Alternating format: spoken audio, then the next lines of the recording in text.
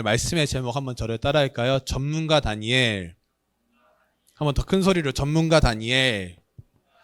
네, 우리는 계속해서 이제 다니엘서 말씀을 계속해서 보고 있어요. 그래서 오늘은 4장을 이제 들어가는 말씀인데, 지난 시간의 말씀이 뭐였죠?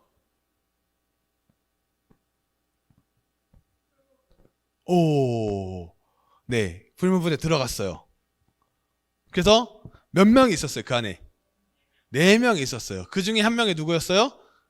천사였어요. 여호와의 사자. 이제 천사라고 나와 있지 않지만 여호와의 사자, 우리는 추측하는 바로는 천사였다라는 것을 말씀을 통해서 함께 보았고, 오늘은 4장을 들어가면서 또 한 번에 이제 무슨 일이 있냐? 4장, 여러분 성경처럼 볼까요? 4장의 위에 조그만하게 이렇게 소제목처럼 적혀있는 그 제목이 뭐라 적혀있죠? 왕의 두 번째 꿈이 나왔어요. 이제 첫 번째 꿈을 꿨었고, 이번에 두 번째 꿈을 꿨는데, 한번 여러분 이제 말씀을 들어가면서, 여러분은 전문가 하면은 떠오르는 사람이 누가 있나요? 다양한 사람이 있겠죠. 뭐 어디 분야에 따라 다르겠죠. 전문가 하면은. 그러면 여러분은 어떤 분야의 전문가가 되고 싶으세요? 어떤 분야에? 그러면 이 전문가가 된다는 것, 하나의 직업을 가진다는 의미도 있겠죠. 근데 때로는 그게 있어요. 내가 고등학교 이렇게 뭐 대학교 순차적으로 내가 과를 선택해서 쭉 달려왔는데, 결과적으로 봤을 때 내가 전공을 했던 일이 아닌 다른 전문적인 일을 하는 사람들도 굉장히 많이 있습니다. 우리가 살아가는 삶 속에서. 근데 우리가 다양한 분야 속에서 전문가가 된다는 것은 하나의 일을 전문적으로 잘 해내는 사람이 있고, 또 한 명의 사람은 어떤 사람이 있냐? 다양한 분야 속에서 다양한 일을 잘하는 사람들이 있어요. 여러분이 한번 선택권을 드릴게요. 한 분야에서 잘하는 사람이 좋을까요? 모든 방면에서 다양한 분야 속에 다 잘하는 사람이 좋을까요? 여러분 어떤 사람이 되고 싶어요? 서원이는 어떤 사람이 되고 싶어요? 한 분야에서 다 잘하고 싶어? 아니면 한 분야를 잘하고 싶어? 아니면 다양한 분야를 다 잘하고 싶어요? 대부분 후자를 선택할 수도 있어요. 근데 자, 한번 여러분 이제 생각을 해보면 좋을 것 같아요. 우리가 축구 선수를 한번 생각했어요. 지금 최근에 어제도 이제 밤에 축구를 했었죠. 해외 축구를. 손흥민 선수가 골을 넣었어요. 뭐 여러분 관심이 없는 친구도 있지만 손흥민 선수가 골을 넣고, 황희찬 선수도 골을 넣고, 김민재 선수도 수비수로서 잘 활약을 하고. 근데 여러분 축구 선수 중에 아는 선수가 누가 있어요? 손흥민은 다 알죠? 손흥민 안 모르는 사람 없어요. 손흥민 축구를 잘해요, 못해요? 잘해요. 그러면은 손흥민이 축구를 잘하면은 축구를 잘하게 된 계기가 뭘까요? 어떻게 축구를 잘하게 됐을까요? 물론 타고난 것도 좀 있겠지만 누구의 역할이 컸을까요? 네, 아버지 손웅정 씨라고 하는 아버지의 역할이 굉장히 1대1 코치를 하면서 강하게 혹독하게 시켰고, 또 뭐가 있었냐? 손흥민 선수가 첫 골을 넣었을 때 아버지께서 하신 행동이 있어요. 뭔지 알아요? 손흥민 선수의 모든 전자기기를 다 뺏었어요. 노트북부터. 뉴스를 보지 못하게 했어요. 왜? 첫 골을 넣고 그 기쁨이 충만하니까 어떻게 됩니까?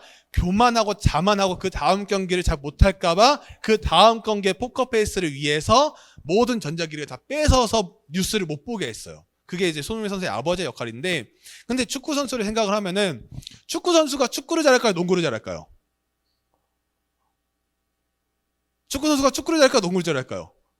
농구도 잘할 수 있겠지만 전문 분야가 뭘까요? 축구겠죠. 물론 이제 구기 종목이라고 하니까 뭐 그럴 수 있는데, 자, 축구 선수 여러분 생각해보면 얘는 혹시 강호동이라고 아나요? 강호동? MC 유명한 덩치 큰 강호동 선수. 강호동 씨가 본래 직업이 뭔지 알아요? 씨름 선수였어요. 딱 봐도 등판부터 다르죠? 씨름 선수였어요. 근데 씨름계를 은퇴를 하고 누가 이 방송국으로 이렇게 끌어들인지 알아요? 누굴까요? 옛날에 방송에 나와서 했던데, 선생님 누군지 아세요? 맞아, 이경규 씨. 그 당시에도 굉장히 인기를 많이 누렸던 이경규 씨가 강호동 씨를 보고 그 강호동 씨를 이제 방송계로 끌어당겼어요. 그러면서 강호동 씨가 방송계에 입문을 했고 지금의 강호동이 있게 만들었어요. 근데 제가 어떤 얘기를 하고 싶냐? 우리는요, 전문가들은요, 그런 유망주들을 발굴해내는 작업들도 많이 해요. 왜? 내가 가지고 있는 기술들을 누군가에게도 잘 전수를 해야 되고 알려줘야 되는 것도 필요하고, 강호동 씨 같은 경우도 씨름판에서 날아다녔던 사람인데 씨름판을 은퇴하고 씨름계에서 더 활동을 한 것이 아니라 완전히 다른 분야 속에서 활동을 한 거죠. 내가 몰랐던 새로운 전문적인 분야가 나오게 된다는 거예요. 조금 더 쉽게 설명하면 우리는 다양한 분야 속에서 다양한 일을 잘하고 싶어요. 그러면은 내가 잘하는 것이 뭔지 발견하는 게 중요하겠죠. 그러기 위해서는 뭐가 필요한지 한번 저를 따라할까요? 경험. 경험이 굉장히 중요해요. 우리가 무엇을 보고 무엇을 만져보고 무엇을 경험하냐가 우리의 인생에서는 굉장히 중요하다는 거예요. 여러분이 이제 학교에 보면 그런 친구들, 예체능을 하는 친구들이 고등학교 가면 이제 그런 경험할 거예요. 예체능을 하는 친구들이 있고 이제 뭐 미술, 음악, 뭐 체육 쪽으로 빠지는 애들도 있고 공부만 하는 친구도 있고 고등학교 가면 또 뭐랑 나눠지죠? 문과랑 이과로 나눠져요. 그래서 근데 재밌는 게 문과 갈래 이과 갈래 그러면은 내가 문과 같은데 이과 가야 되나? 이과 같은데 문과가 약간 이런 고민이 들어 안 들어 터원이. 동합이에요. 미안합니다. 왜 통합이 됐죠? 원래 있지 않았었어요? 문과 이과가? 사라졌어요? 그렇구나. 제가 요즘 마음 죄송합니다. 그렇구나. 굉장히 당황해. 통합이라고 하니까 그러면 어떻게 해요? 그럼 모든 과목 다 배워요? 선택 과목이에요. 또 이렇게 새로운 사실 하나 알았네요. 네, 그렇구나. 저는 이제 물론 갑자기 노땅되는 느낌인데 갑자기 문과랑 이과로 나눠지는 때였어요. 그러다 보니까 이제 이과는 앞반이고 문과는 뒷반이었는데 이제 그게 있었어요. 제가 다녔던 고등학교는 약간 이과를 간다 그러면 좀 공부를 잘하는 애들, 문과를 가면 좀 공부를 조금 잘 그렇게 그냥 고만고만한 느낌이라고 했는데 저는 애초에 문과였으니까 수학을 별로 안 좋아하는 사람이었으니까 문과를 갔는데 그러다 보니까 이제 그 안에서 어떤 애들이 있냐, 체육하는 애들이 있었어요. 체육. 저희 반에 이제 제가 있었던 속한 고등학교가 배구로 유명한 고등학교였어요. 인하대학교 사범대학 부수고등학교라고 굉장히 유명한 고등학교인데 그 선수들이 이제 배구를 하려고 저희 고등학교로 오면은 무조건 인하대는 다 갈 수 있어요. 그냥 지원하면 합격을 하는 거예요, 인하대를. 근데 더 재밌는 사실이 체육학과를 합격하는 게 아니라 제일 높은 뭐 교육대학이나 그런 데 말고 경영학과 말고는 웬만한 중상위과까지는 체육학과가 아니어도 지원만 하면 다 갈 수 있는 데가 배구부였어요. 그러면 여러분 좋을까요 안 좋을까요? 배구를 하다가 때려치고 그냥 인하대를 지원해도 갈 수 있는 거예요. 그래서 저는 제가 인천 사니까 인하대학교 하면 사실 처음에 한 중학교나 고등학교 1학년까지는 약간 무시했어요. 약간 한번 인하대 별거 아니지 뭐 저 정도는 다 갈 수 했는데 고등학교 3학년 되니까 알았어요. 인하대학교가 굉장히 높은 대학이었구나. 한 2등급 막 잘하면 1등급까지 맞이해야 되고 막 못해도 3등급까지는 돼야지 좀 낮은 과는 갈 수 있는 대학이 인하대학교구나라는 것도 느꼈었어요. 제가 인하대학교 바로 옆에 있었으니까 인하대학교 후문을 맨날 밥 먹으러 다니고 놀러 다니다 보니까 인하대학교쯤은 껌이겠지라는 생각을 많이 했던 사람이 저였는데 저뿐만 아니라 대부분의 학생들이 그랬어요. 근데 인하대학교는 높은 대학이 아니다? 굉장히 높은 대학이었어요. 여러분 인하대학교가 왜 인하인 줄 알아요? 인하대학교의 뜻이 뭔지 알아요? 인천과 하와이의 합친 단어예요. 아무튼 그런데 그래서 대한항공이 거기 속해 있어요. 그러다 보니까 그 제주도로 수학여행 가면 못 타는 줄 알아요? 비행기를? 대한항공을 타요. 와, 그래서 저는 너무 신났는데 돈 다 내고 탔어요. 1%의 할인도 없었어요. 1%의 할인도 없이 전교생이 그 3학년 전체가 비행기 한 대를 통으로 빌려서 다 같이 타고 왔는데 아무튼 우리가 뭔가 배구부라고 했으면은 제가 배구부 얘기를 했으니까 배구 선수로 하면서 배구를 열심히 하다가 보면은 자기가 배구의 길이 아닌 걸 느끼다 보니까 저희 반에 배구부가 3명 있었는데 그 중에 1명만 체육학과를 가고 나머지 2명은 그냥 일반 학과를 갔어요. 근데 얼마 되지 않아서 자퇴를 했다는 소식도 듣게 되었었어요. 근데 우리가 생각하는 것처럼 내가 이 분야에서 전문가가 되기 위해서 열심히 달리지만 달리다 보면 이 길이 아니구나를 느낄 때도 굉장히 많이 있을 수 있다는 거예요. 전문가가 된다는 것은 쉬울까요? 어려울까요? 굉장히 어려운 일입니다. 굉장히 어려워요. 한 분야를 파고 들어가는 것이 굉장히 어려워요.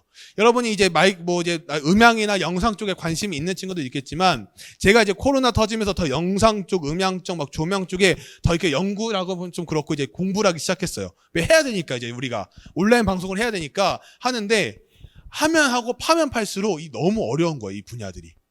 어려운 거예요. 전문가들이랑 이렇게 좀 업체라고 하는 분들이랑 얘기하면은 A 업체랑 B 업체랑 C 업체 사장님들이 이야기가 다 달라요. 같은 하나를 놓고 얘기하는 것도. 사람의 생각은 다 다르다는 거예요. 근데 그분들이 다 전문가라고 생각하는 사람들이에요. 그러다 보니까 우리가 무언가를 보여주고 무언가 생각할 때 나의 의견이 많이 포함되는 경우도 많이 있어요. 근데 오늘 본문에 나오는 다니엘도 전문가 중에 한 명이었어요. 어떤 거의 전문가였을까요? 꿈을 해석하는 전문가였어요. 근데 이 꿈을 해석한다는 것이 단순히 왕 이거 꿨습니까? 이거 답은 이겁니다라고 제시하는 것이 아니라 제일 먼저 무엇을 했는가도 굉장히 중요한 거예요. 제일 먼저 무엇을 했냐? 한번 저를 따라할까요? 하나님께 지혜를 구했다. 하나님께 지혜를 구한 거 무엇을 한 겁니까? 기도를 했다는 거예요. 우리의 삶의 전문가가 되고 싶다면, 내가 전문가가 되고 싶다면 내가 먼저 하나님의 지혜를 구할 수 있는 사람이 되어야 된다는 거예요. 그럼 지혜를 구하면 제가 다 전문가가 될 수 있습니까? 그거 아니고, 내가 기도를 하고 하나님의 지혜를 구하면 그거에 맞는 길을 우리가 나아가는 노력도 필요하다는 거예요.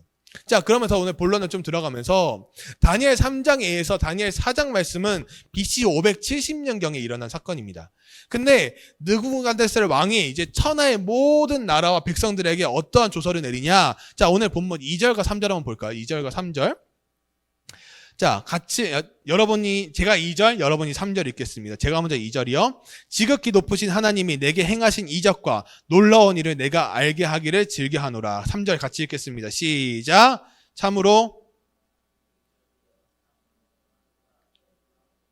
그의 나라는 영원한 나라요, 그의 통치는 대대에 이르리로다. 아멘.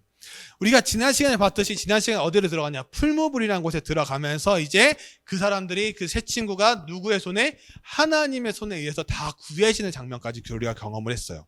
그러면서 이 왕이 어떤 표현을 하냐? 2절의 시작이 바로 이런 거예요. 지극히 높으신 하나님이라고 표현을 합니다.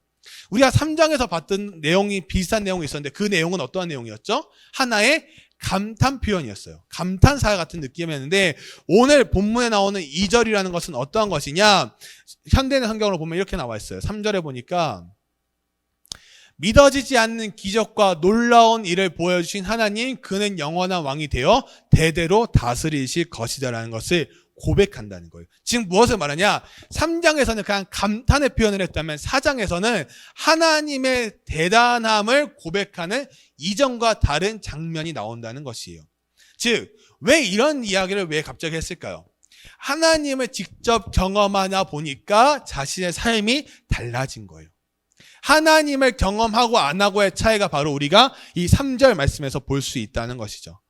하나님 나라는요, 영원하고 통치도 영원함을 깨닫게 되는 반면 지금 왕이 속한 바벨론 왕국은 결국 언젠가는 망한다는 것을 볼 수 있다는 것이죠. 여러분, 우상 숭배하는 것들 영원할 것 같을까요? 영원하지 않다는 거예요. 영원하지 않아요. 근데 우리는 다양한 신들을 믿으면서 그 신이 나에게 뭔가를 해줄 거라 생각하지만 하나님 외에는 모든 것은 다 헛되고 헛되라는 것을 보여줄 수 있죠. 그러면서 이제 우리가 4절부터 오늘 본문을 포함한 27절 넘어서까지 보면 어떤 내용이 있냐? 4절과 5절은 이제 왕이 또 꿈을 꿉니다. 꿈을 꾸는데 6절과 7절은 똑같이 이제 반복이 되죠. 지혜자들이 해몽을 못해요. 그리고 8절과 9절은 또 누가 등장하냐? 다니엘이 등장을 해서 왕의 해몽을 요구합니다. 그리고 10절부터 18절 오늘 봤던 말씀까지 보면은 꿈의 내용을 설명을 해요. 근데 여러분 한번 질문해 볼까요? 처음에 꾸었던 꿈과 두 번째 꾸었던 꿈의 차이가 뭘까요? 헤드분 앞에 있어요. 뭘까요? 어떠한 차이가 있을까요? 처음에 꿨던 꿈은 꿈의 내용을 몰랐어요. 느부갓네살 왕이. 그래서 답답한 마음에 지혜자들 다 불러놓고 빨리 해석을 하라고 하지만 왕이요, 꿈에 말하시면 저희가 해석하겠습니다라고 하지만 왕은 말을 못했어요. 왜? 자기가 무슨 꿈을 꿨는지 모르고 답답하기만 하니까. 근데 두 번째 꿈은 어떻게 했냐? 오늘 보면 10절에 18절에 본 것처럼 꿈의 내용을 설명을 합니다. 내가 어떤 꿈을 꾸었는지. 그리고 다니엘이 다음 주에 볼 말씀이지만 19절부터 27절은 이제 다니엘이 그것을 꿈을 해석을 하면서 간청을 하는 부분들이 나오는 것이 바로 다음에 나오는 본문이라는 것이에요. 그러면서 오늘 본문을 보면서 1부와 2부로 나눌 수 있는 마치 드라마 같은 장면인데 1부는 어떠한 내용이냐? 영광스러운 꿈의 내용이 담깁니다. 영광스러운 꿈. 자, 오늘 본문을 보면서 좀 볼 텐데 어떤 거냐? 10절부터 18절까지 꿈의 내용을 이제 설명을 할 거예요. 1부는 뭐냐? 영광스러운 꿈. 즉 땅의 중앙에 나무가 있고 그 나무가 자라서 견고하여 지고 그 높이는 하늘에 닿고 그 잎사귀는 아름답고 열매도 많고 무언가 다 풍성한 거예요. 완벽함을 자랑하고 있어요. 그리고 그 나무는 중앙에 있고 크고 높고 강하고 아름답고 풍성하고 온 세상에 영향력을 미친다는 그 나무가 있었어요. 근데 이 나무는 전혀 마르지 않고 지속될 것만 같았고 그러면서 상상할 수 없는 일이 일어나는 것이 바로 꿈의 내용이 이어지는 게 바로 2부입니다. 어떤 내용이냐? 바로 두려운 꿈이에요. 영광스러운 꿈이 있었고 그 다음에 두려운 꿈이 무엇이냐? 왕이 침상에서 뇌속으로 받은 이상 가운데 본 적 어떤 거냐? 순찰자, 거룩한 자가 하늘에서 내려와서 어떻게 하냐? 큰 소리를 외칩니다. 그 나무를 베고 그 가지를 자르고 그 잎사귀를 떨고 그 열매를 해치고 짐승들로 그 아래서 떠나게 하고 새들을 그 가지에서 쫓아내고 그러나 중요합니다. 그 뿌리의 그루터기를 땅에 남겨두고 새와 노줄로 동이고 그것들을 들풀 가운데 있게 하라. 이러면서 쭉 나오면서 맨 마지막에 어떤 게 나오냐? 이는 순찰자의 명령대로요 거룩한 자들의 말대로니 곧 인생으로 지극히 높은 자로 그 위에 세우시는 줄을 알게 하려 함이니라. 그러니까 이것을 뭐 이렇게 제가 쭉 설명했지만 좀 더 쉽게 설명드리면 하나님의 모든 통치 가운데 우리는 거한다는 거예요. 영광스러운 꿈은 무엇이냐? 처음에 느부갓네살 왕을 막 세워주는 것 같지만 결국 그렇게 잘하게 하시는 이는 누구냐? 하나님이라는 것을 보여준다는 거예요. 우리의 인생 가운데 여러분에게 하나님은 과연 누구시냐는 거예요. 하나님을 경험한 자는 분명히 다른 인생을 살아갈 거예요. 그러나 그렇지 아니한 자는 어떠한 인생을 살아가냐? 이 왕처럼 무지한 인생을 살아가는 경우가 대부분이라는 거예요. 마가복음에 보면 14장을 보면 누가 나오냐? 예수님의 머리에 향유를 부은 한 여인의 이야기가 나와요. 근데 이 여인을 보면서 향유를 부는 예수님 머리에 이제 붓는 그 모습을 보면서 제자들이 뭐라 그러냐? 그 여인을 비난합니다. 그게 얼마짜리냐? 300데나리온, 즉 1년 노동자의 품삯값 그 값을 가진 그 향유를 그렇게 낭비하면 어떻게 하냐고 지적합니다. 그러나 예수님은 잘했다고 칭찬을 하죠. 어떠한 차이일까요? 제자들은 누구의 제자입니까? 예수님의 제자였어요. 근데 예수님께 행해지는 것을 본 제자들도 예수님을 아닌 예수님께 행하는 그 여인을 욕하는 것. 즉 여인을 욕한다는 것은 예수님까지도 포함해서 욕한다는 거예요. 우리의 인생에서 아무리 예수님께 모든 것을 드리겠습니다, 모든 것을 바치겠습니까? 라고 하지만 우리의 실상 살아가는 인생은 그렇지 않다는 거예요. 제자들처럼 그런 무지한 인생을 살아갈 때가 굉장히 많다는 것이죠. 여러분, 우리가 고난이라는 것을 우리가 경험할 수도 있는데 고난이 있고 어려움이 있을 때 겸손히 하나님의 주권, 하나님의 나라를 인정하며 나아가는 것이 굉장히 중요해요. 왜냐? 우리가 그런 게 있어요. 이제 축구 선수나 이게 누가 은퇴를 하잖아요. 축구 선수 같은 경우는 수명이 굉장히 짧아요. 한 30대 한 중반, 많아도 30대 후반 안에 다 이렇게 은퇴를 합니다. 은퇴를 하면 뭐 지도자의 길로, 감독의 길로 걸어간 사람도 있고, 아예 은퇴를 해서 다른 일을 한 사람도 있고 하는데, 내가 예를 들어 잘난 뭐 여러 가지 뭐 축구 선수로도 굉장히 영광을 많이 누렸어요. 그러면 은퇴를 하고도 그 영광이 이어지겠죠. 그러나 지도자, 즉 감독이 되어서 팀을 운영하는 거랑 축구 선수로 그 팀에서 뛰는 거랑은 똑같을까요, 다를까요? 다릅니다. 왜요?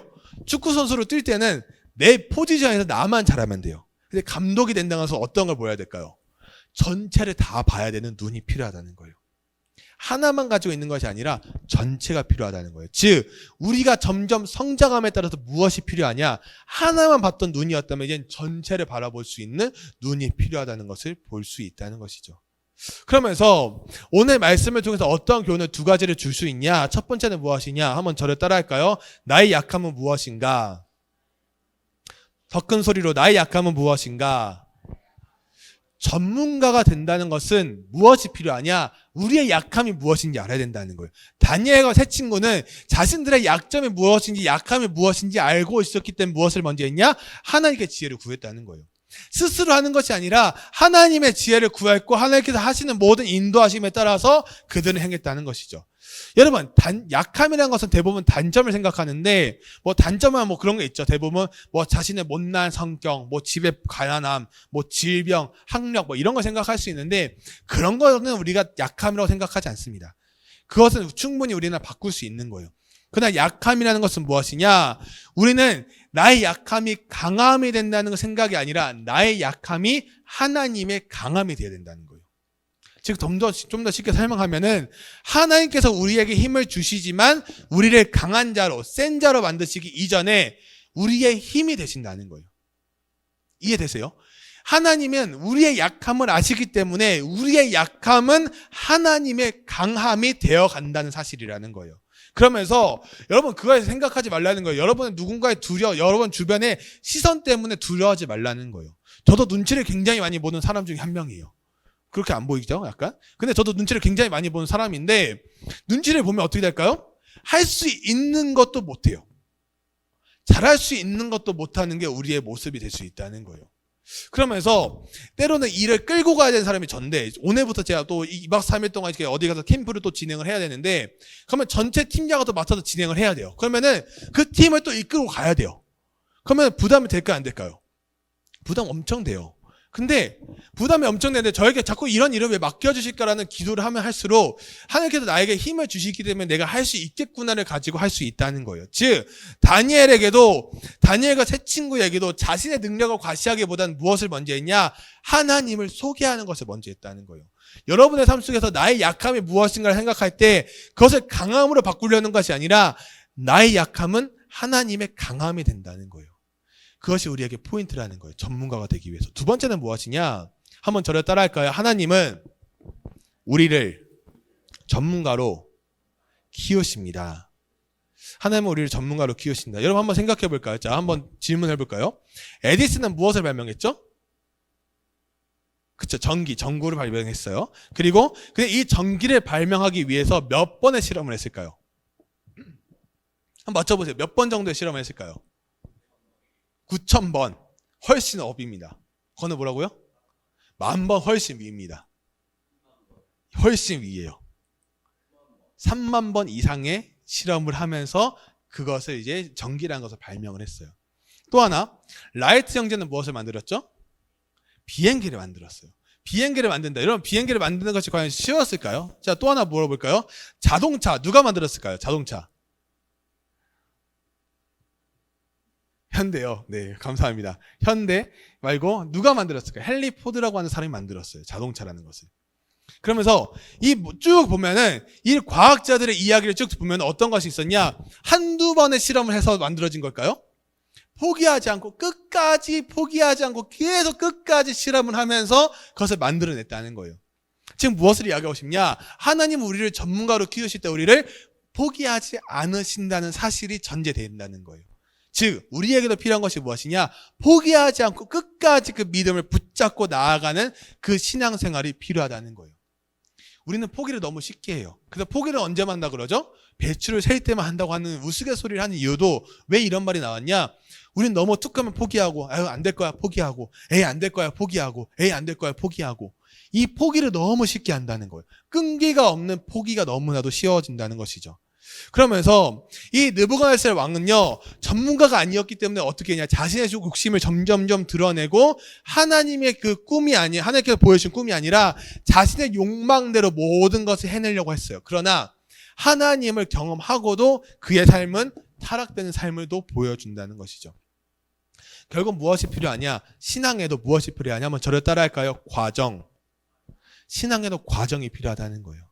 이 신앙생활의 과정이 속에서 우리가 때로는 어렵고 힘듦을 경험하다 보면 우리는 성장한다는 거예요. 그래서 이 성장을 하기까지는 때로는 포기하고 싶은 마음이 엄청 많이 들 수 있어요.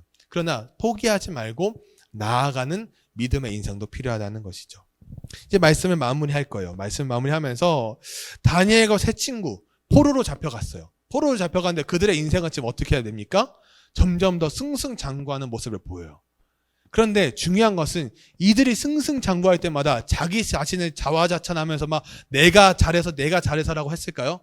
아니요. 한 번도 그러지 않았어요. 다 하나님을 찬양하고 하나님을 남들에게, 다른 사람들에게 소개한다는 거예요. 우리에게 필요한 것은 무엇일까요? 전문가 다니엘이 되기까지에 필요했던 것은 하나님의 지혜를 구했던 거예요. 그럼 우리에게 필요한 것도 무엇일까요? 우리는 이 두려움을 잘 이겨낼 수 있는 포기하지 않는 믿음이 필요하다는 거예요. 예배를 드린다는 기쁨, 예배를 드린다는 감사함, 우리가 이 감사가 넘치면 넘칠수록 저 하나님을 찬양하게 된다는 사실이에요. 자, 이번 주에 이제 마지막 이야기를 하면서 마무리 지을 텐데, 이번 주에 이제 가족 여행을 좀 한 7년 정도 만에 이렇게 가족끼리 좀 비행기를 타고 좀 다녀왔는데, 가다 보면 이제 가족끼리 가면 그런 게 좀 티격태격 싸우기도 하고 해요. 근데 너무나도 감사한 거는 그 복잡한 처음 가보는 도시와 그 길들이지만 안전하게 잘 다녀오고 다치지 않은 것이 너무 감사한 거예요. 근데 우리는 이 감사보다는 이래서 힘들고 저래서 힘들고 저래서 짜증나고 그런 생각만 한다는 거예요. 제가 8월 중순에 한 캠프를 마치고 어려운 일들이 굉장히 많았던 캠프였어요. 근데 딱 마치고 피드백 회의를 하는데 저는 사실은 감사의 고백이 막 많이 나올 줄 알아요. 팀원들의 입에서 이래서 감사했고요, 저래서 감사했고요 할 줄 알았더니 다 불평과 불만만 하는 거예요. 장소가 이랬고요, 저랬고요 막. 그래서 제가 뭐라 그랬냐면 맨 마지막에, 여러분 그래도 캠프가 잘 끝난 것이 감사하지 않습니까? 청년들의 피드백이 너무 좋았다는데요. 그래서 여러분 그렇게 불평불만한다는 것은 다 캠프 팀장인 저의 잘못이고 제가 모든 것을 책임을 지겠습니다라고 했어요. 무슨 말이냐? 우리는요, 잘 마치고 잘 은혜롭게 모든 순서가 잘 끝나도 그 은혜를 기억하는 것이 아니라 잘 안 되고 부족하고 실수했고 뭔가 남 탓하는 것들에 대한 생각만을 가득 넘친다는 거예요. 하나님을 예배한다는 것은 그런 것들이 아니라는 거예요. 우리가 어떻게 하나님을 예배할 것인가를 생각했을 때 다른 것이 아니라 하나님을 경험하는 것이 우리의 예배라는 거예요. 그 예배가 오늘 이 시간 10월 첫날 드려지는 예배 가운데서도 동일하게 이루어지길 소망한다는 거예요. 그렇게 전문가 다니엘을 보면서 우리의 인생 가운데서 우리를 이끌어주시는 그 하나님의 우리의 인도하심을 경험할 수 있는 모든 청소년 청년 되기를 주님의 이름으로 소망합니다. 한번 저를 따라할까요? 아멘. 더 큰 소리로 아멘.